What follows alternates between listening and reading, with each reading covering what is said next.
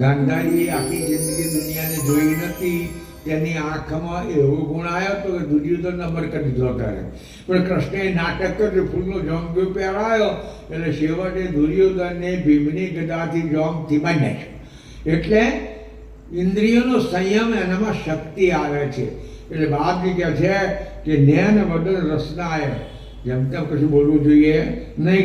કે એ સકલ સંકેતો કહે છે કે બધે સંકેતીને વચનો અલ્યા યાર વચન વિચારીને ઉચ્ચાર. બાપજી કહે છે સંત સચેત વેત નિજ જન કે ચખત નહીં ચેષ્ટન કો.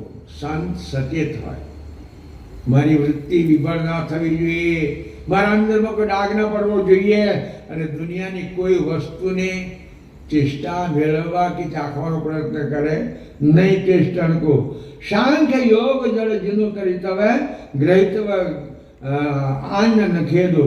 એ શાંત ભણે, યોગ ભણે, સાધના કરે, પણ એમાંથી સાર કે વીસ વસ્તુને ગ્રહણ કરે. યોગ નહીં ભોગન કે ભોગતા. યોગી દુનિયાભરના ભોગ ભોગવી શકે, પણ ના ના ના ના ના ના, આ સાચો યોગી છે એ ભોગ ભોગવવા માટે યોગ નથી કરતો.